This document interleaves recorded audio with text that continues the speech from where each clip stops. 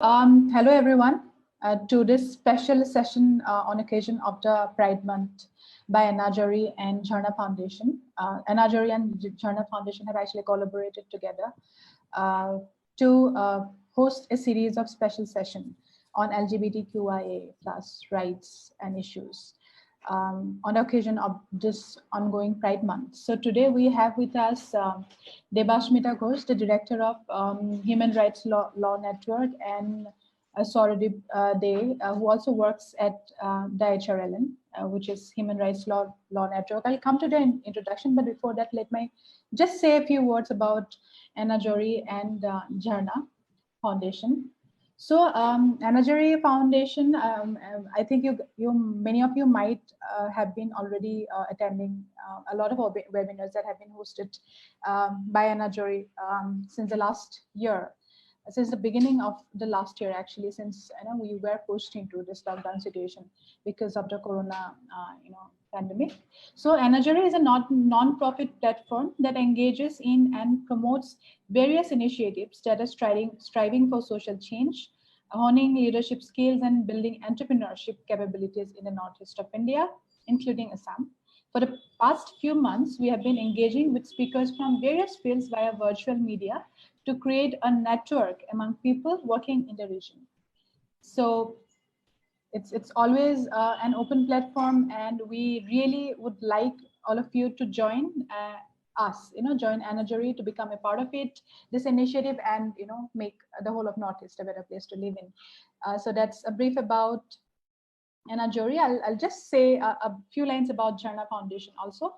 So Jharna Foundation is an NGO working towards welfare-centric policymaking and creating an inclusive society for children with special abilities, empowering women and youth. And Jharna Foundation has been involved in capacity building trainings, awareness programs with various government and non-governmental stakeholders. And it has been Jharna Foundation clear stand that the foundation openly supports the third gender community, the transgender community, and the foundation works towards making this world and our society an inclusive space. So the foundation has been constantly evolving with the fast changing times to meet up with the dynamic needs of the digital era. So that's about Anajari and Jharna Foundation. Before we start with our discussion today, I'll just like to introduce our today's speakers. So we have today for the special session, we have Debashmita Ghosh with us, who is the Director of Human Rights Law Network, Guwahati chapter. And Debashmita Ghosh has been working in the field of human rights, since the time she was a law student, and she has been fighting for the rights of the marginalized, communities in the society for more than a decade now. Whereas Sorodip Dey also works with the HRLN, and he has been also a lawyer practicing in Guwahati, Assam since 2018. Sorodip has been associated with litigation-related work since 2016. So for the past 5 years, Sorodip Dey has been associated with the Human Rights Law Network and have worked on a varied range of cases such as citizenship and detention, labor rights, sexual and reproductive health and rights, service law, marital law, prisoners' right and criminal law, right to food, refugee rights, etc. So a very warm welcome, Sorodip and Debashmita. Thank you very much for joining us today. It's a pleasure to have you with us. Today. Well, really looking forward to this exciting session with you today. So for all our viewers and audiences who are joining us today, the topic for today is legal rights and the challenges faced by the queer community, LGBTQIA+ community. And we are going to deal with and discuss about various legal aspects that concerns, queer rights or rights of the queer community in particular.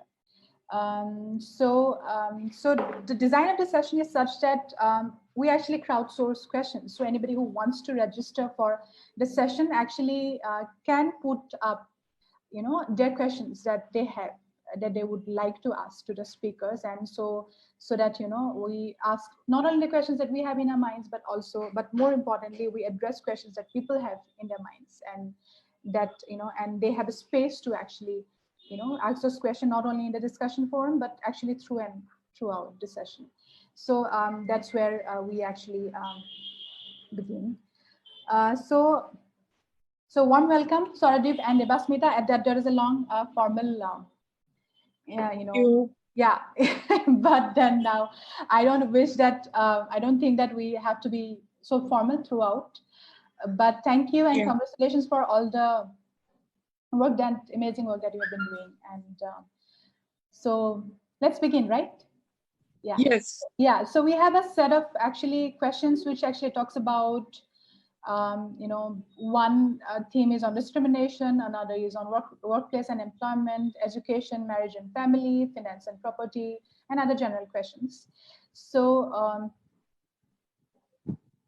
so I have this couple of questions for each one of you. Just give me a second. I'm just opening the question folder in my phone so that it's easier. Yeah. So yeah, let's begin then. So yeah, so I have divided all these questions, thematic. I mean, all these questions which have been organized into different thematic areas, and I'm going to address this to each one of you.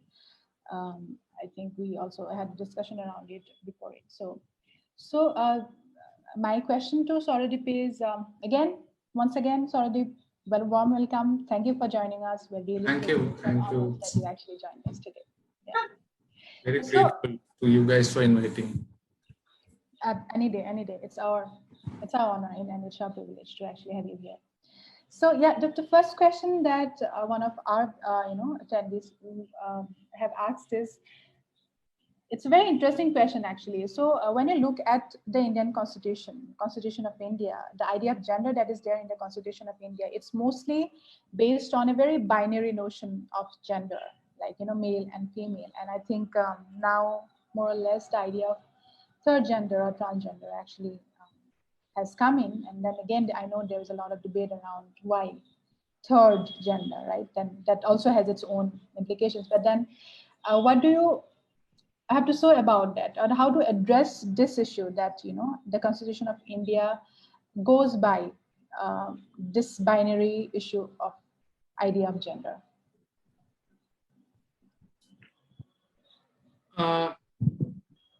It is true that until 2014, legally it was acknowledged that there are just two genders. But our constitution, while referring to human beings, it uses certain terms like persons, citizens, which are non-binary in nature. But most other legislations only acknowledged the existence of two genders, and it is still continuing in that manner. But things changed.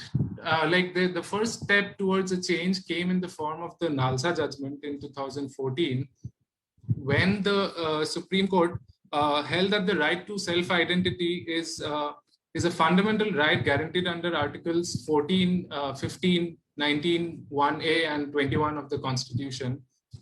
And a direction was given to the central and state governments to recognize males, females, and the third gender. So following that judgment, there was a law that was promulgated that is presently the Transgender Persons Right, the Transgenders Right to Transgenders Act 2019. It gives a statutory recognition to transgender persons, to the third gender. And now, although until 2014 that the binary notion of gender existed, and still most laws acknowledge that, but there is a law that has been brought in which now acknowledges that there are we cannot be bound by just two, we're not bound by two genders, and it acknowledges this third gender. So I think it is the first step towards in the positive direction, and I think it is of course amendments will happen, but it is quite a major step in the positive direction. And institutions, all institutions are now bound by this law. They will have to follow suit, and they will have to acknowledge what this law says. Yeah, that's amazing actually. And we do have a question on the Trans Act also, Transgender Persons Act also, but we'll come to that later. So another question that was asked is, so many service holders actually face a lot of workplace harassment in Assam when they come out with their sexuality or sexual identity. So in such a situation, what can a person do? Like, how is there a mechanism through which the perpetrators or the person causing harassment can be booked under law? Or what steps can be taken on such cases of workplace harassment against queer people? Yes, in addition to the other existing laws, which may pertain to intimidation, which is covered by the Indian Penal Code, or defamation, also covered by the Indian Penal Code, the Transgenders Act also has a mechanism. It says that all establishments have to designate a person as a complaint officer, as a complaints officer. So, and every establishment is required to have this designated person, and to whom the complaints of regarding any violation of any provision of this particular law, which includes discrimination, can be addressed to. And then this complaints officer is bound to inquire into the complaint within 15 days and submit a report to the head of the establishment. And the head of the establishment is then required to take action within another 15 days. The government also has a monitoring mechanism to supervise how many complaints have been received by each of the organizations. So it says that outreach centers have to be opened, and a grievance redressal mechanism has to be there through a telephone call where I think the word is where you can make a call and you can say that this is the problem I'm facing. So in case the establishment in which you are working is not taking action, then you can also approach the government.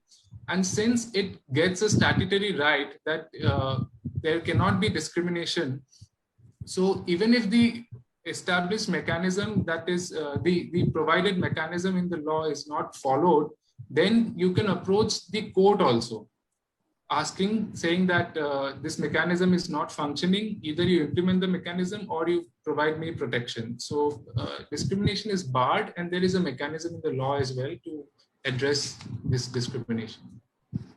Okay, so it also comes under the Transgender Persons Act, right?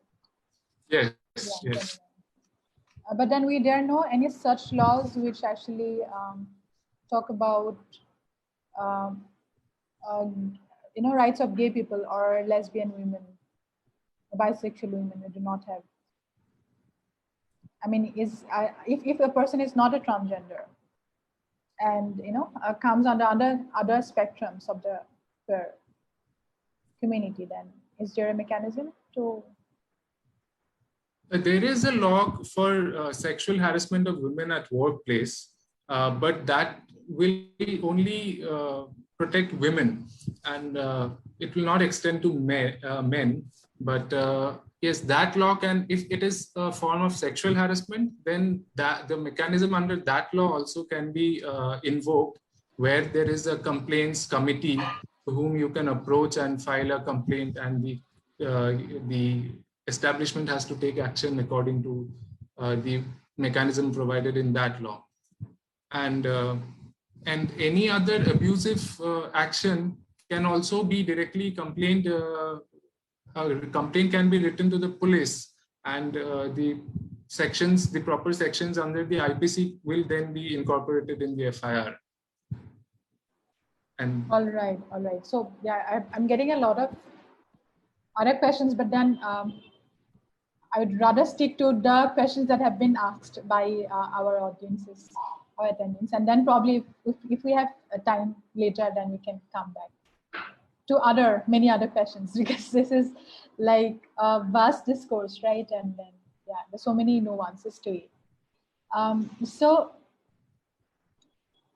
yeah, there's this question on the Transgender Persons Protection of Rights Act 2019. So So this question, one participant has asked is that after the implementation of the Transgender Persons Act 2019, one can obtain, the male/female certificate. I mean, the gender certificate can be obtained only after going through, only if a person has gone through surgery, right? So not everyone wants to go through a surgery. So what would the experts say in this regard?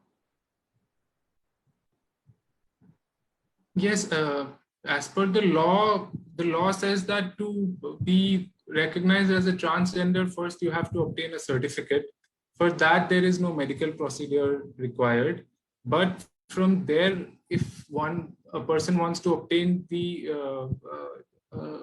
wants to be identified as a male or a female, then another certificate can be obtained from the government, of course, but that has to be after a medical procedure. It's quite interesting, I think, because in the Nalsa judgment, it was a two judges bench. Two judges had written the judgment, and one of the judges had observed that no one shall be forced to undergo medical procedures, including SRS, sterilization, or hormonal therapy as a requirement for legal recognition of their gender identity. So the same judge also in subsequent parts of the judgment noted that the psychological test would be preferred over biological test for determination of sex and gender. But the other judge, in his opinion, he observes that a person has a constitutional right for recognition as a male or a female after SRS. So one judge is saying that there is no medical procedure required. The other judge opines that a medical procedure is required. And the law, in a way, I think contradicts what the judge who says that no medical procedure is required. And of course, the constitutional validity of these provisions have been challenged. And I was just thinking looking up what can be the challenges. And it's interesting to see that to be identified as a transgender, even that requires a certificate from the government. Whereas to be a male or a female, otherwise does not require a certificate. And our constitution prohibits discrimination on the grounds of sex. So will this amount to discrimination on the grounds of sex or gender? And if that is, then the law becomes, or that provision of the law becomes unconstitutional. I believe these are the points that have been placed before the Supreme Court also. And of course, we'll only know what at the end of the hearings and all, what the Supreme Court has to say about its validity. But yes, this is how the law is presently, that you require a certificate, and to be identified as a male or a female, after being identified as a transgender, you require a medical. You have to undergo a medical procedure. It may also, one can argue that it also violates the right of expression, of course, which is guaranteed again by a separate article, as in the same constitution, as a fundamental right. So, I don't know what the counter arguments might be, but some might say that, some people may take advantage of the law, or, despite not being a transgender, may take the benefits provided by this law. But I think that's completely illogical to think that somebody would do that. So yes, it does seem to be a little violative of certain constitutional provisions, the requirement of a certificate. But at the same time, I think it's just the first law that has come into, that has been promulgated. So I think this law with experience, will also come to know what are the flaws of the law, and it will be amended with time. And I hope these nuances and flaws will be done away with. Thank you, Sauradeep. Actually, I think this debate is ongoing, and and the Transgender Persons Protection of Rights Act 2019. I think it has come under a lot of critique for the biological essentialist perspective that is inherent in it, that about the surgery, or about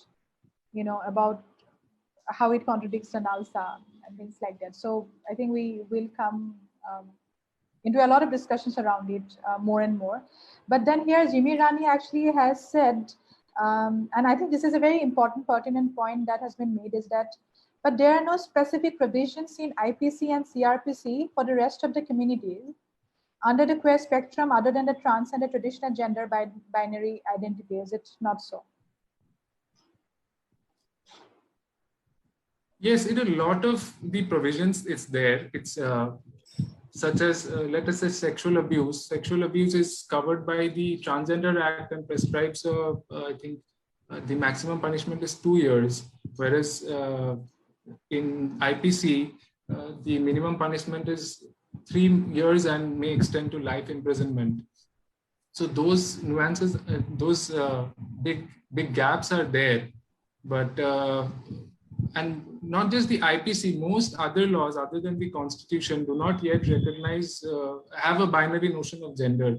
So a lot of amendments are required in a lot of laws. True.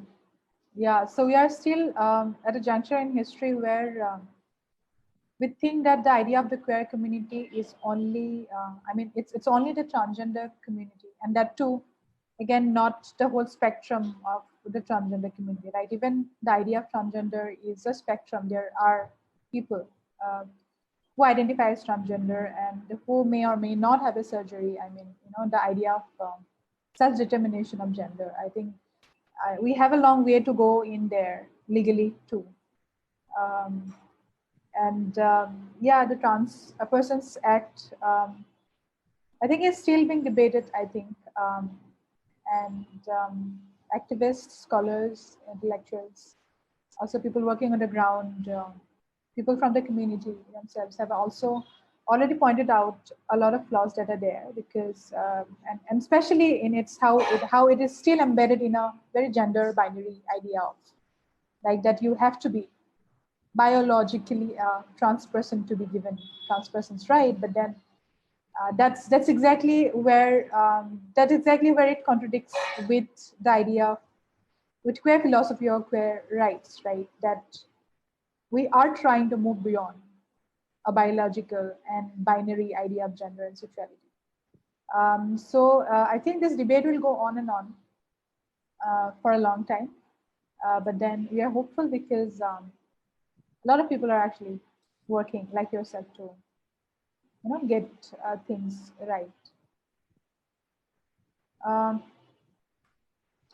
Jimmy Rani again says that sexual abuse does not include as discrimination, which happens on the basis of sexual orientation, and the law does not say anything specifically. I think, yeah, Jimmy, I think that's already said that it is true that most of even sexual harassment provisions, legal, are also based on a very binary notion of gender. And then we have this Trans Persons Rights Act, which does acknowledge harassment and abuse of transgender people, and there is a sense to it, but yeah, it's not the idea of sexual orientation and what and that it is not binary. I think I think the speaker had made it clear that a lot of amendments need to happen in that. Please correct me if I'm wrong. Sorry, I think that's what you said already. Or do you want to take it up? I think, like, yes, but also this law is not, just because it does not say some things, does not mean that many rights don't exist. Because in every sphere, I think, when we interpret the Constitution, let us say, just said the right to life, but eventually it was the right to life. That word has been interpreted by our Supreme Court and our High Courts to include so many different rights. So I think this is just the first step, and it is not at all exhaustive. But obviously, where specific rights are required after advocacy and with experience, new laws may come up. It's just a first step, a small step, but a step in the positive direction, I think. And maybe later on, new laws will come up and amendments will be made to address the problems. Okay. Thanks, Olive. I'll come back to you. I'd like to go to Devasmita now with few questions. So to begin with, I have two questions for you, Devasmita, that, Yes. again, participants have actually asked. Okay, the first question is, after taking up a job, especially in defense, if a person transitions from male to female, for example, is there any way to save the job? Because referring to Sabri Giri's case, she joined as a male, but after surgery, she was terminated from her job, as there is no option for female in the post where she was serving. So in a situation like that, what can be done with respect to the defense forces? Yeah, specifically with regard to this, I'll say that because now slowly in defense, earlier, if you see the laws, every law is made according to the change in the society. The same, I'll give you example of this act. Because of the change of the society, this new law has been incorporated. So earlier traditional law, which the Navy Act or the Defense Act, it's an old traditional law, and she has challenged. Earlier she was Manish Giri, and then she has transformed, and after medical this thing, when she joined, she, at that time was male. Then after the transition, female. She, after joining that, she recognized that inner feeling. When I have gone through that order judgment and her entire story, we said, and any law, if there is, it can be challenged. If it's because when she was joined as a sailor, and sailor as per Section 9 of the Navy Act, and the post of a sailor is particularly for the male, but this portion was being challenged. And when after the argument and later on, because most of the Navy jobs as per their this thing is for males, and her particular assignment when she joined as a male, and thereafter she realized her inner this thing, and then thereafter she has gone through surgeries and all, and later on, and in 2017 she was sacked out from her job. So for that reason, she has challenged it in Delhi High Court. And later on, they told that alternative, even in disability sector, if you see, because this is a new law. Suppose I join in a particular post, and in that line also, this case was being argued before the Delhi High Court. I may acquire disability, right? And thereafter, I may not be fit to a certain post, which at that moment, while I did not acquire disability, I was working with. But for that reason, the law says that I cannot be sacked out of the job. An alternative arrangement should be made, and not I should not be ousted from the job. The law says that. Same way in this line point, this was argued before Delhi High Court, and thereafter she was given the post of a clerk in that case. So if and that provision, and she was being tortured also in Indian Navy. She was tortured when she used to go for leave because she was under depression at that point of time. So thereafter, and these all have been argued, and in that case, she after later on she got back her job.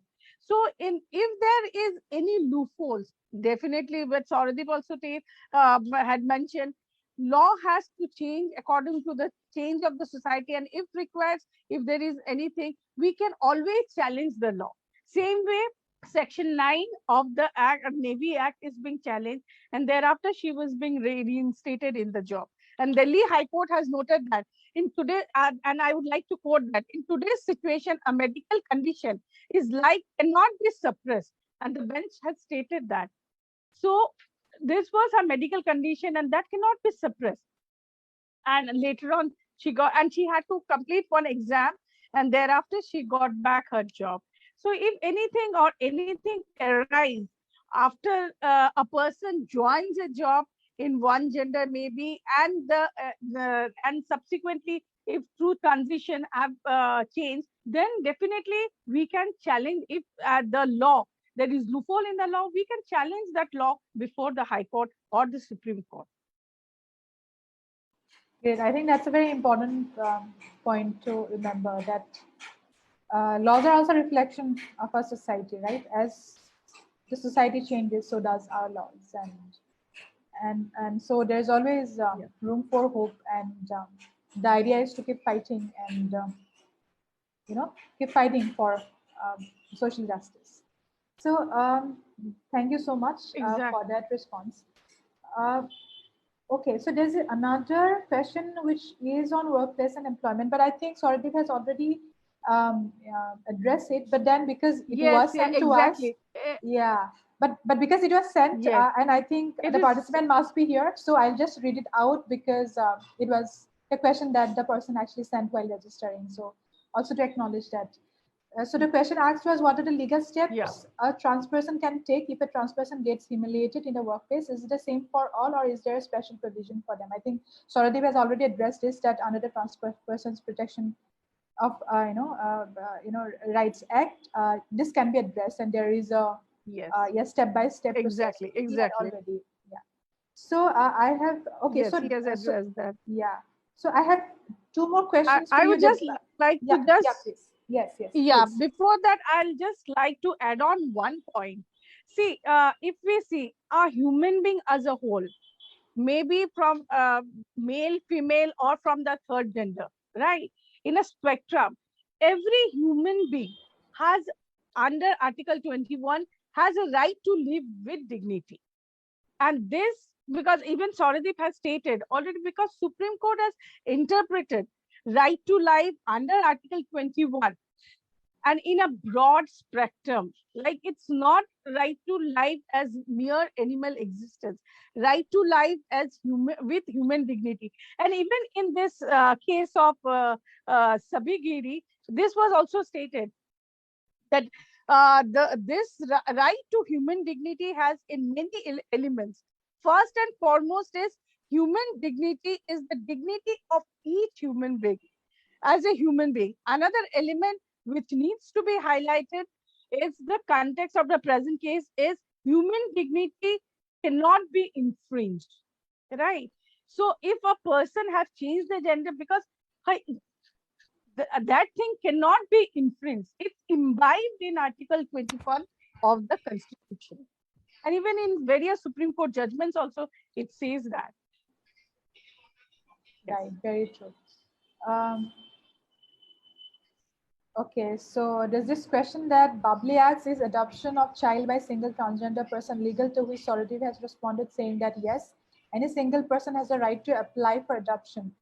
Can also, lesbian or a gay couple or any other queer identified individual or a couple apply for adoption? Because I do not think we have a law which acknowledges same-sex relationships yet. What would this look like? As a single person can, because adoption can be made. Adoption, even Sauradeep has already replied to the query, which there was one from Babli, there was one question, right? Adoption can be made. And there is for adoption, there are certain guidelines under the JJ Act, there are guidelines, and the couple has to register under that. If the couple, now this new law has come, if the couple face any problem, always under any High Court under Article 226, any legal right is violated, we can knock the doors of the court. Otherwise, there are guidelines, and as per the law, the couple has to register as per the CARA or SARA guidelines that they have to register. So once registered and by queue, a couple can adopt a child.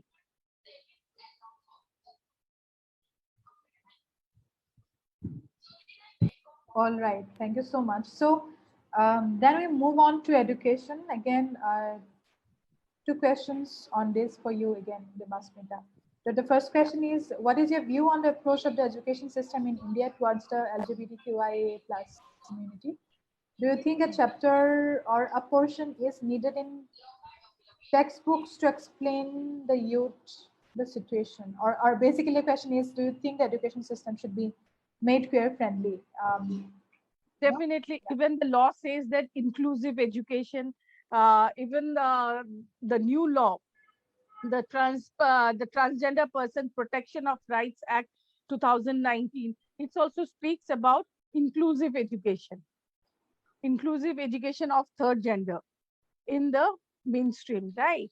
And with regard to this, yes, definitely, if there is a portion, then it in the school curriculum, definitely persons from the childhood will develop, will know, will have an idea. Otherwise, the same thing which I personally feels that will humiliate or will have a negative look. But if they are aware of the needs and about the community from the school curriculum itself, definitely it would have been a help. And with regard to the inclusive education, the law itself, it speaks about inclusive education, and there should not be any discrimination on the basis of third gender. Right. So if one wants, then one can appeal to the court to, make the education, system or curriculum queer inclusive, right? No, for that reason, lobbying, advocacy, and lobbying is required, right? For that reason, I feel it's advocacy and lobbying. Slowly, child labor portion. I'll just give you small examples. Like now, to eradicate child labor and the others, like small textbooks have been incorporated. Like in various missionary schools, I have seen that they have included a chapter on trafficking, so that child is aware of the law. They have included in their model extra, it's apart from the CBSE course like model studies, they have included a chapter on women's rights, on I child wrote it. rights. Yeah. Yes, Gender, so women's right yes, to equality. Yeah. exactly. So in that manner, a child knows about the law since the childhood itself, right? So if they are aware of same, if there's a portion, this will be possible through lobbying or through advocacy with various educational institutions, or through like boards like Central Board or through SEBA. In that manner, it will take little time, but if it's definitely, it will be a great help when these are incorporated in curriculums. Okay, so the next question is, what about gender neutral washroom in the workplace or in schools? Is there any such policy or, any such requirements that has to be enforced, or is it left to the school or workplace administration to take a call on this? See, right now, we don't find any special washrooms for that. So for that also, again, we need to work on lobbying or advocacy part. And thereafter, if it doesn't work, we can definitely we can move to court. But first and foremost approach will be through advocacy and lobbying, right? Right. So yeah, advocacy and lobbying, these two aspects are like emerging again and again. So these are very important. Yeah, even in the legal arena, right? Yeah. So okay, so the third question is, I said two, but actually three because one just came right now, which was on the Yeah, gender yeah. friendly toilet. So the third question is, in the SEBA board till now, in the SEBA is the state board of Assam, right? Board till now, Yeah, it's yeah. not possible for a trans person to change the name in the certificate. So how can this be done legally? Yeah, this definitely now law is very clear. If you go through an Nalsa judgment or even with regard to the new act, redundant name, a person's name has to be changed. So for that reason, if now even we have challenged this before the High Court, our High Court, in one of the case. I don't like to mention the name over here, but it's because it's a fiduciary relation between the client and the lawyer. But this has been challenged. Yeah, we have challenged that because SEBA was making it cumbersome for my client that for name change. Because and even court, even in one aspect, court has stated law if your rules, because they have stated in their reply that they in their rules they don't have such rules. Then the court said that your rules has to be changed as per the law. Your rules cannot be over the statute. Statute will override your rules. So you have to change your rules. So this case is pending. Definitely they have to, and even there are various judgments of other Karnataka High Courts and other courts also as well. It definitely they have to change it. And if one battle is over, if we get success because that case is pending, definitely it will have impact in other cases also. And definitely it will be easier for others also. This order can be shown because it can be used as a precedent also if it's passed in that manner. So for others, it will be very easy to change their name, because why to live with a redundant name? Because the person have then face lots of problem with a redundant name and the redundant identity, right? So person has, because again, I will hint on Article 21. Article 21 is violated. Right to live with dignity. So if SEBA is there, that has to be changed. And that easily can be challenged under Article 226 of the Constitution of India. Yeah. That's really great to know that you have already taken up a case which actually addresses this issue, and we are very hopeful and we are confident that this will come through in the way we are expecting, right? Because we have the NALSA now, and it's also very interesting to see how permutation and combination of different acts or or articles under the Constitution can be actually put together to argue for a case, and how sometimes it takes one good judgment to actually change the course of legal history, right? Right. And rights of people. So that's something that is really coming out strongly. Yeah, Satrupa has said that even if sports arena, the challenge still remains. Satrupa, do you mean to say the challenge in terms of changing names? I'm not very clear what exactly you mean when you say the challenge. In particularly, would you like to write it down? We can come back to the question later. Okay. So thank you so much, Evasmita. I think very clear and very clear and concise responses to all the questions, and it really does clear a lot of fear and doubts. Thank you.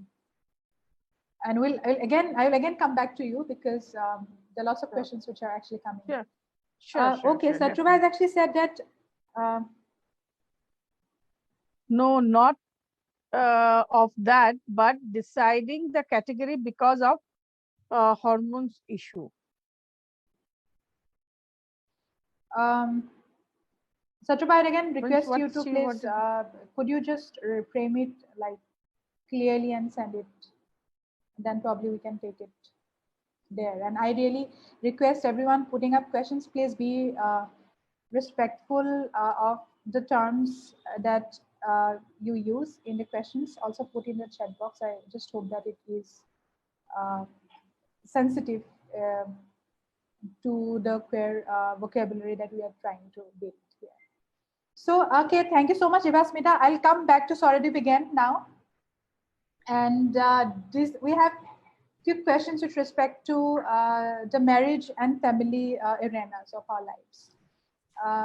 So the first question is, instead of marriage, is a civil union between same-sex couple possible within the context of the Indian Constitution?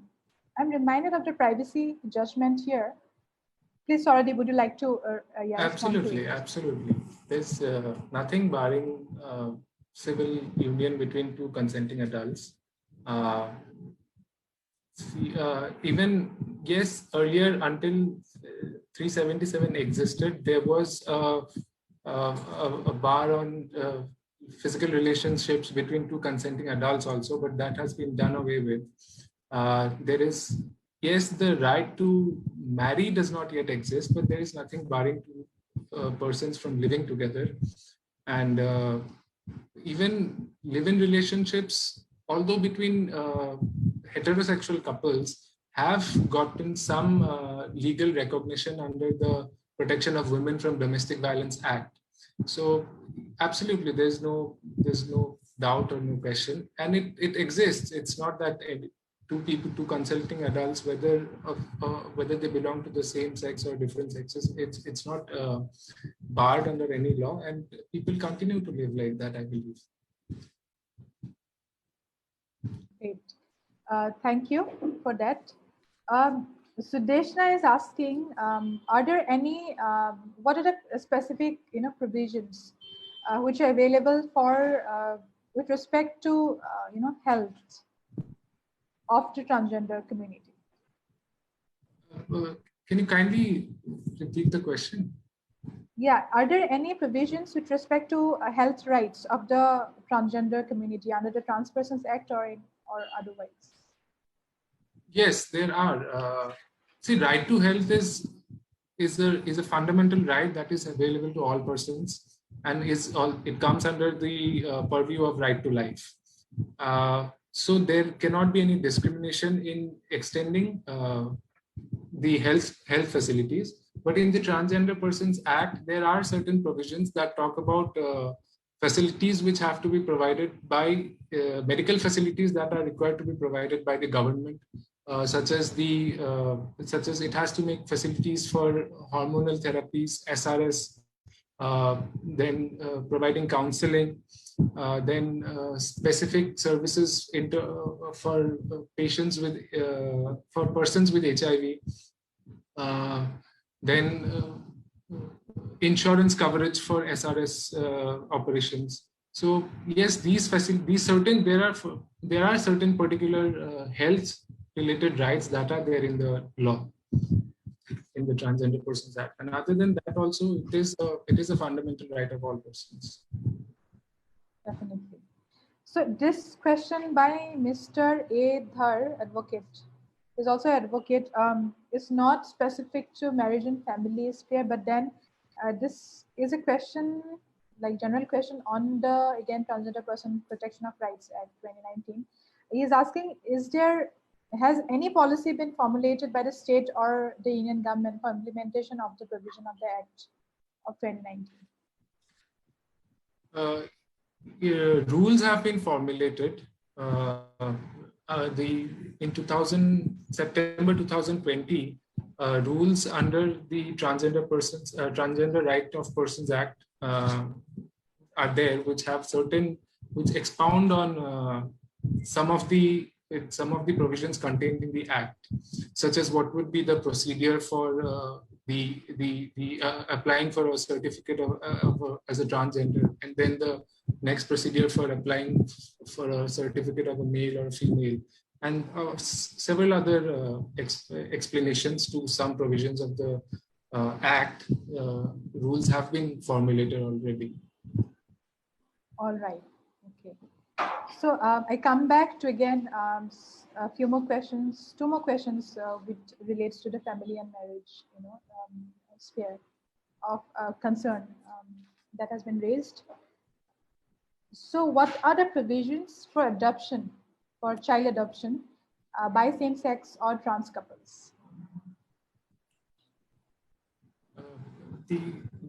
As far as I know, our adoption laws acknowledge adoption by married couples, and also single persons or divorced or widowed persons. But it does not per se address adoption by same-sex couples. But since there and married couples, since the right to marry is not there, so same-sex couples cannot be considered as a married couple. But I was just thinking that how can we go about it? is that since a single person has the right to adopt, maybe one of the partners can apply for adoption, and then if adoption is allowed, then of course both the partners can take care of the child. But though it may seem very simple, but when making an application for adoption, I believe the applicant would divulge that that person is in a same-sex relationship with another person, and that may, although there is no bar to it, but there may be that may become a ground for rejection of the application. So I think but I don't think that should stop anyone from adopting, because even if that rejection happens, then one should proceed to court and seek a further permission to adopt from the court. Because I don't think eventually the court will, at least even if, let us say, the lower court rejects, the higher court will probably allow, because I don't see any logical bar to not allowing a same-sex couple to adopt, though it may not be directly as a same-sex couple, but it may be through a single person adopting, and letting the adoption agency know that yes, they are in a relationship, but using that single person route. I'm reminded of this short film called Saving Chintu, where Dipanita Sharma, Adil Hussain has actually acted, and it actually relates to adoption by a same-sex parent, and how to actually navigate it through this, and how they actually, one of the partner actually had to pose as a straight couple with a female friend of his, so that the adoption agency did not reject the adoption, and this whole battle that they had to fight, and something, it's a very good movie actually. Everybody should see it, and it actually, although it's a short film, I think it really covers a lot of things that you just said. Thank you. So I think there should be any bar. So it's always good to challenge in the court, because that's how the legal recourse also takes place. That's how also history is shaped, and that's how we push our discourse of rights far and far, so that we have all of it together. Equally. Okay, this is an important question, I think, especially because a lot of trans people or queer identified people face a lot of violence at homes, and want to leave their place, the house, and seek for shelter, or seek to live outside. So the question is it possible legally before 18 years that a trans person wants to leave their home and wants to live in a trans shelter, or somewhere else? So can this be done legally? Yes, see, legally there is a way, but I think it becomes a little complicated in the current law. It says the child shall not be separated from the parents or the immediate family. It says shall not be separated. So it's like there's a bar, but there's an exception, that except as per a order of a competent court. So the law requires that if a child wants to leave the household, it will have to get an order from the court. So it's problematic in that sense, because I understand that there would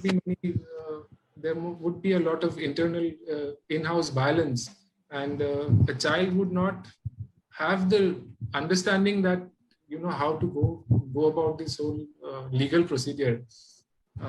And by providing this, by saying that a child shall not be separated from the parents, it also creates a legal embargo upon any other person who might take the child away from the house, even though it may be with good intentions, but it is something that it's something against the law.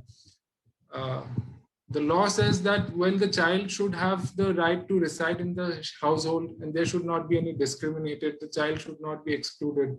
But those, I think, practically the implementation would not happen in all cases, and such a situation would also be difficult for any outside monitoring, because what happens inside the house, it's not always possible for someone from the outside to come and monitor that. But it's possible, but through the court. So yes. So can it be done through any other states, child protection authority? It says a competent court. So in case of a court, it has to be a family court. Like a family court also looks into issues of adoption and things like that, and child custody and things like that. So a child, in this case also, it would then have to be a family court. Yes, the question I'm also like interested in knowing, can an external guardian, like, who is from the state, like, government approved authority, can he or she fight for the child's custody? I think under exceptional circumstances, like where there is a danger to the child's mental and physical health in the family, can that be fought by a competent authority who is not necessarily from the family? I definitely think so, because also the monitoring mechanism of the government that is also there in the law, that monitoring mechanism also has to look after the implementation of this. The court will have to look into, and then it does not say that who has to make that application who has to make that application to the court. So it may be a CWC, it may be any person in that, a concerned person can definitely apply. But yes, it says that after removal, it has to be in a rehabilitation home. The person will have to stay in a rehabilitation home until that person attains the age of majority. Of course, that would imply. Yes, other person can apply. There's no bar in the law. Okay, all right.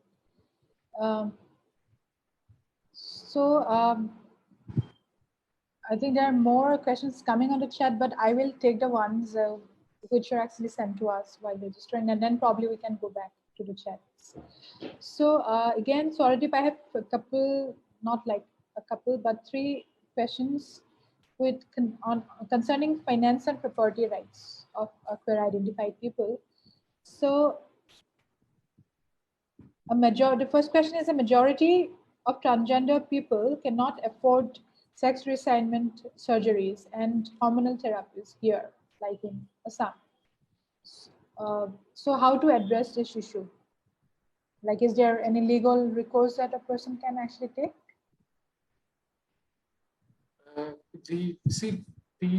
A person who cannot afford it, like, let us compare that person to any person who cannot afford access to medical facilities. So we do have the government hospitals. They can approach the government hospitals. Let us say if the government hospital does not have the provision for SRS or other facilities, then the law does say that there has to be the SRS facilities has to be provided by the government, and that would imply that these facilities have to be provided in the government hospitals. If the personnel are not trained, then the law also says that a curriculum would have to be developed to train these persons. So in that way, yes, they can approach the government hospitals, and there whatever medical expenses the government hospital will charge. And for SRS, it also says that the government will develop a insurance scheme to. So if there is no insurance scheme in place, then we can also ask for such an insurance scheme to take care of these expenses. Right. So that also answers the next question, which was about, is there any legal provision so that trans people can take to get their surgery without having to spend their own money if they do not have. I think that's what you just covered. Okay, so the third question is about property rights of transgender people. So does the Act 2019 Act say anything with respect to that? Because a lot of queer people actually lose their rights to property, especially if they leave their houses and if they are ostracized from the family and the society. So how to address that? I am not very well acquainted with laws of succession and inheritance, but my little understanding, and I request Debasmita ma'am to help me if I'm wrong. But the little I understand is that the inheritance laws are very binary, have a very binary notion. It says son, daughter, wife. It uses terms like that. But I think some efforts may be made, let us say in case of a property, which is an ancestral property and which is held by a joint family. So I think there are laws, there are Hindu personal laws which say that the moment you're born, you will acquire a right to inherit that property, or you'll acquire a right to a certain portion of the property. So I think in that case, the person can can use the gender assigned at birth to claim that right. Or a person who after an SRS, let us say, or otherwise, let us say, identifies as a male or female, and that is separate from the gender assigned at birth. Then at the time, and if that is legally recognized, then at the time of death, when actual inheritance can be, when a person can actually inherit the property, then the gender that person identifies with at that point of time when the predecessor dies. So that person can claim right to his or her assigned share as a male or a female. But yes, in case of the third gender, the inheritance laws do not say anything, or do not provide any rights. So in that sector, too, yes, definitely a lot of amendments would be required. Right, I think, and it's a very important amendment that is required, right? Because, yeah. Great, thank you so much, Sauradip. I will again go to Debasmita. So Debasmita, there's just two general questions that's been asked. The first question is, the Assam State Transgender Welfare Board does not have a transgender person as a member, and its welfare schemes are only for transgender women. How to address this issue further? So with regard to this issue, I feel that, again, I'll state that we go for lobbying with the government, because there has to be an equal representation. Why only for women? Why not for trans men? Yeah, you have specific is that schemes are only for transgender women, not for others, right? For that, at the initial stage, we can start lobbying with the government so that from other communities, because it's a LGBTQIA plus.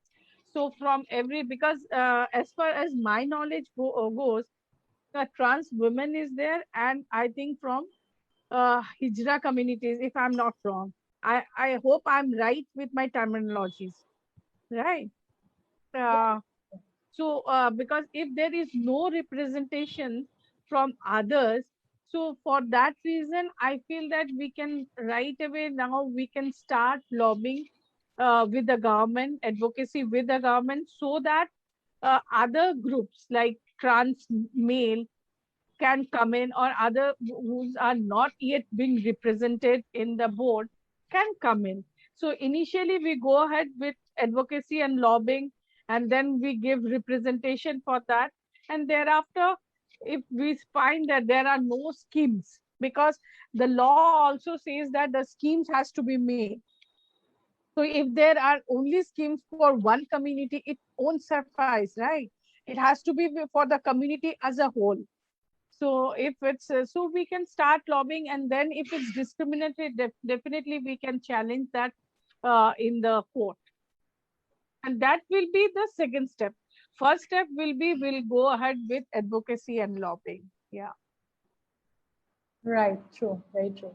The question that Satrupa actually had asked had actually come in. So it is concerning the sex recognition tests that are conducted in the sports arena. I think certain hormonal tests are conducted before any sports competition, and which could be very discriminatory against queer identified people, especially transgender identified people. So can this be addressed?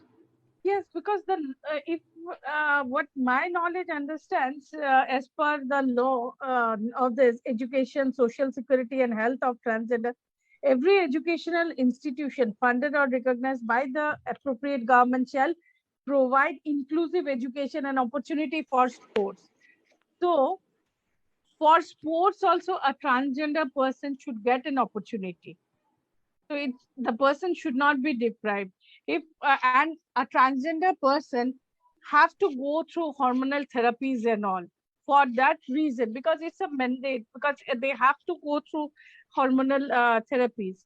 So for that reason, any deprivation has come into force, we can always knock the door of the court. Right. Great. I hope because my question has been clarified by what the participant has asked. Yes, I think it's pretty clear. And it's come out actually in most of the questions that there's always this provision to actually appeal in the court, and there's nothing bearing a person, because it's a fundamental right. Right. So any Under the Constitution infringement, of India. So any infringement of a fundamental right, always we can knock the door of the court. True. And meanwhile, also do all sort of advocacy and lobbying that we can do to address whatever has not yet been covered under the laws. So, but then while we do that, it should also not be the case that because everything is so gender binary in the world, including the courts or the legal arena, we shouldn't pin our hopes on it. That's also not the right approach. That's also really come out because something or the other can be actually worked out, and especially under the constitutional guarantees, our fundamental rights actually provide the big backbone to most of the issues that we actually fight for with respect to human life, dignity, and right to life, and all of that, the fundamental rights and freedom, right? So there's this general questions to both the speakers. So if you have to make a statement, or not exactly a statement, if you really have to discern or think about what is the state of affairs with respect to transgender people's right in India at the moment, what would you say? How is it going? Or what are the rooms for improvement, which some of which we have already covered today, but then if you would like to just generally address it, what would it be? Yeah, sorry, if you would like to say something.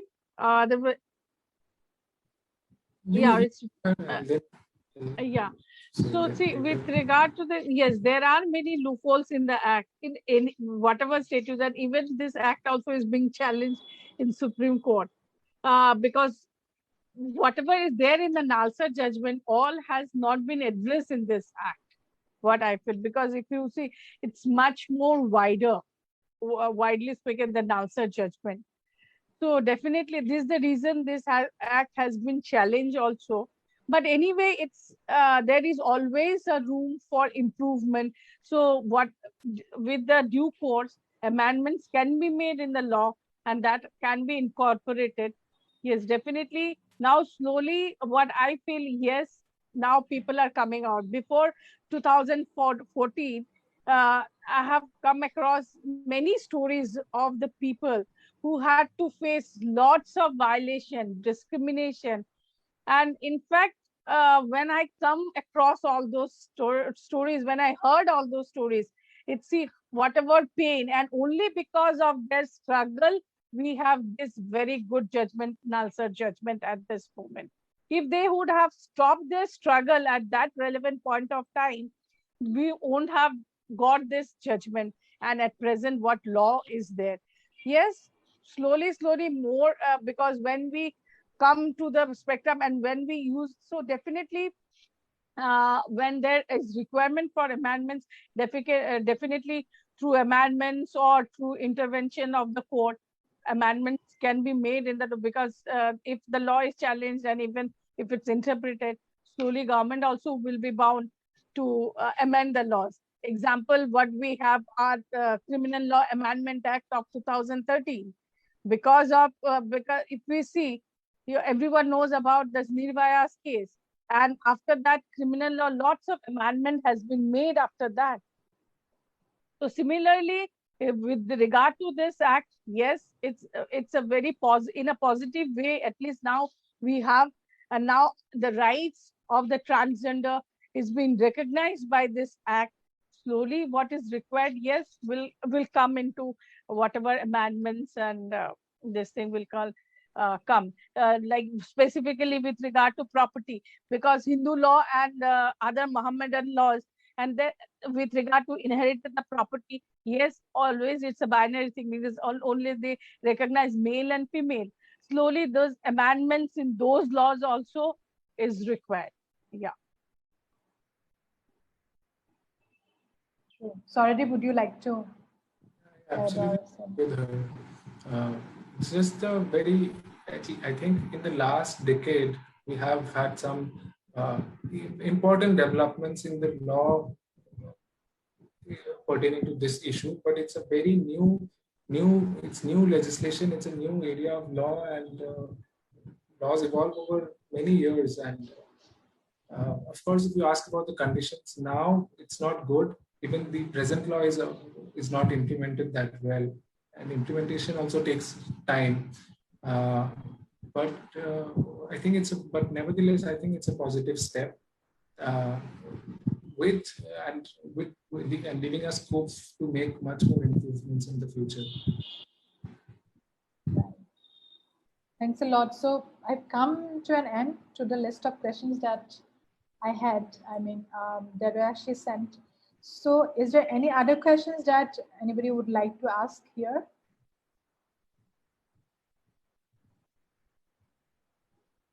I have a question.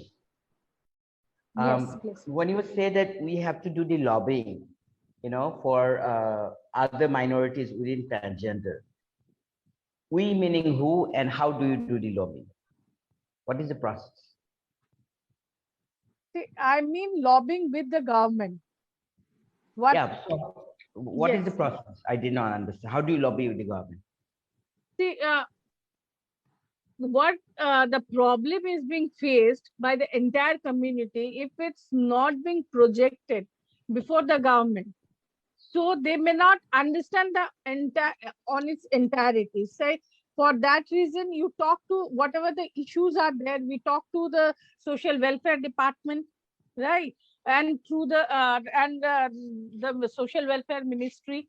So this has to, so we can write representations, and thereafter, if anything doesn't come through, we can knock the door of the court, because the other communities is being left out in the board. Right. And when a board forms, don't they supposed to inform the people or initiative or NGO who are working on that very area? Shouldn't be informed. How could quietly a board be formed? Shouldn't the public, this is a democracy, shouldn't the public be informed? And shouldn't be any election? How is the board formed? So, and I have seen that in many areas also, like, people who are even in animal welfare, the people who are working on the animal welfare, NGOs who are working for years, they are not in the board. How can that be a welfare board then? So if it's not, just I would like to say with regard to this question is that, suppose a person who is working for that, and if the board is not working, so because I have not gone through the laws with regard to animal, how this formation of this animal welfare board, because as far as I know, with regard to this transgender welfare board, I think a term is for 3 years. So after completion of 3 years, we can definitely ask for a change in the board, because the members has to be changed. So we can ask for representation from other groups. And if there is no representation from other groups, like there is only now trans women is there, and from other community, because the entire community is not represented, like trans men are not there in the board, definitely we can lobby with the government, because this has to be taken into consideration. Because and if it's not considered, we can knock the door of the court. And what if the welfare board, or the, or people who are representing the trans welfare board, trying to say that, oh, transgender is Hijra? Because even the trans women, there are women who are not Hijra, right? So Yeah, not yeah. only trans men, there are trans women who do not identify as a Hijra. There are gender neutral people. There are gender queer people. All, and we do not even know when will the term be over, and how long does it take to recruit other people, because you all can ask question through RTIs. You can come to know when this board has formation, because we have another tool as well, right? Milind, we can ask through question when this board is formulated, and when this board, because tenure of the board will be over. You can ask all these questions through RTIs. If any queries are there, we can get information through RTIs. So HRLN is with us, right?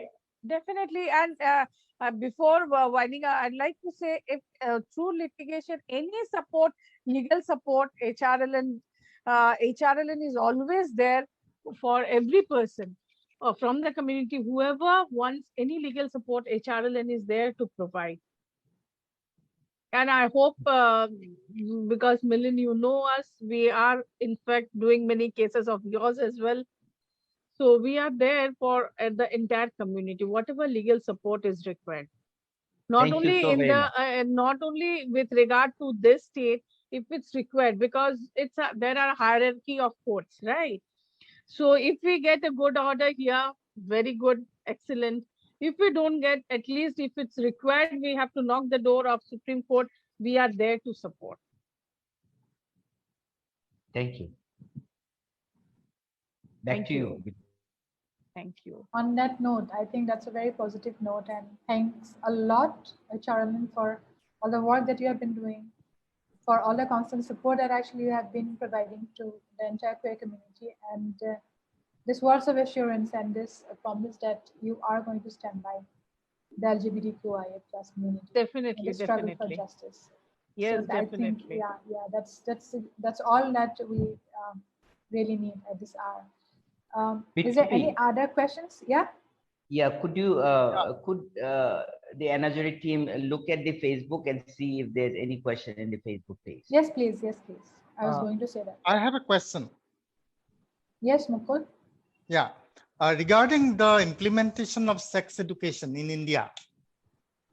Okay, people like me have been working through media so that sex education, comprehensive sex education be implemented in India, so that children become aware of gender and sexuality education, mental health related to the sexuality, and basic laws related to the sexual crimes, etc., or gender discriminatory, discrimination and all that. So this kind of education, we feel that some of our educators like me feel that is very needed in India at present, but government to a certain extent is not responding at all. So how to address this issue? I mean, after raising it through media, or through our research papers and all that. How to address it legally, or advocacy, or lobbying this fact? I think you are anyway doing a great job by you are actually working on the issue that you're concerned about. And in case of lobbying, see, first we have to visit the appropriate government officials and take it up with them, and hopefully they respond. If they do, then yes, there can be an initiative, or it can be initiated that that a proper curriculum will be developed to address this particular concern of yours. And if not, then even after years, if it's not working, or even if after a government changes, the new government also does not take this up, then we have to see if it can be addressed in courts also, judicially addressed. If possible, then we can take it up through a, if there's scope, then we can take it up through a PIL in the High Court or the Supreme Court, and hope for a direction from the court that a curriculum has to be framed. Okay. Can we file a PIL through the LGBTQ plus friendly NGOs we have? I mean, like, so that comprehensive sex education. I don't know about other NGOs, but we will definitely help you up to the Supreme Court. An NGO has to be a registered one, right? Not to file the PIL? See, we don't we take up cases on behalf of people. We don't, like, HRLN does not usually go and file the case in its own name, but it represents the people who approach them. So if I'm sure people willing to come forward to take this up. You can also take it up. There's no Personally also, right? Yes, definitely. Yeah, as an of course. But if through NGO we do it, does it get will it get more weightage? So it's not that. It's not that. You as an individual also can be a petitioner. Okay. Right. Okay. Thank you then. Thank you. You file, Mukul, you file, and we will support you. Yes. Thank you. Thank you for that information. Thank you. Right. So I think it depends on how strongly one argues, and does not really matter if it's an NGO or an individual. I think it's the way the case is presented and how strongly it is argued that actually makes it successful, or it gets what it is meant to do. So good luck, Mukul, if you would like to go ahead with it. I think it's a very important point actually, and when it comes to sex education and awareness on sex and sexuality, a lot of it has already been done by a lot of people, in Million included, in schools and colleges, 11, 12, undergrads. But then I think slowly and steadily, this should also be introduced in schools, and this can also be taken up,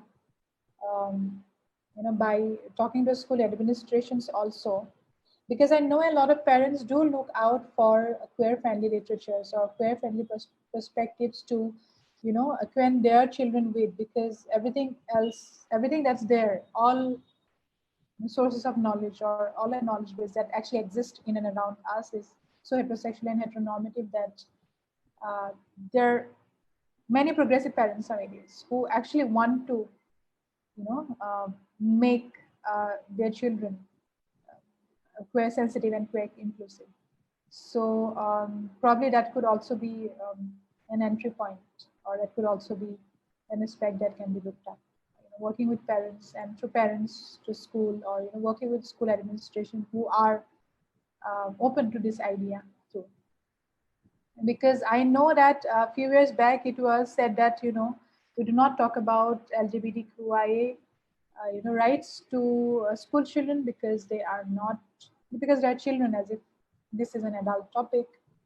But then if we can talk about women's right to equality or gender equality, we can also talk about LGBTQIA rights. There's no harm in that. But then the way I see it, sex education and sexuality education need not be conflated also, because the way the idea of sex education is in India, it is mainly focused on procreation and, you know, how to not get pregnant, basically, if I have to really put it out in like very blunt terms. But that's not only about it. I think that that perspective also has to like change, and so much that we have to, you know, talk about sexuality and gender identities when you talk about, you know, our lives and our identities. So I think all of our questions have been actually taken, and sorry if I was like through and through the questions, because I was really particular that all questions be asked.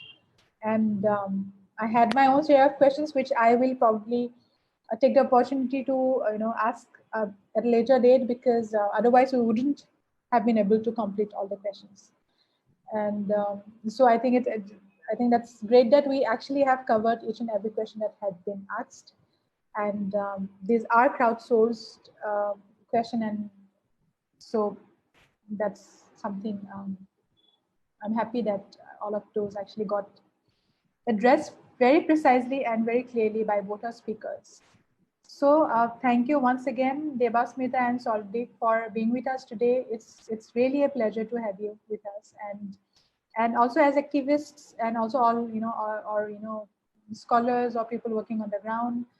We know a lot about LGBTQI rights, but we do not know about the legalities of, if we have to take things to the court, how to go about it, right? We are really, most of us are not really educated about that. So your session and your all your answers to all our queries actually has given us, I think each one of us attending this today, a sort of a roadmap. And also we go back with a hope that, you know, there is hope in the courts, and it is not necessary that because the Trans Persons Act as it exists right now is not up to the mark, or that, you know, there is no law which talks about other rights of other queer identified people, should not stop us from going to the court at all, because there's always some way or the other that, you know, voices can be raised. And like both of you actually said that the laws changes as the society changes, and we as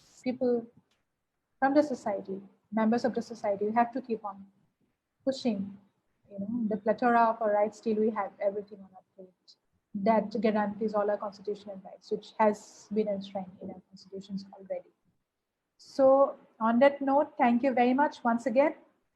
And thank you for all your support, and thank you for standing by the queer community all these years, and for your, you know, promise to stand with the queer community in years to come in the future. Thanks a lot. Thank you. Thank you, everyone.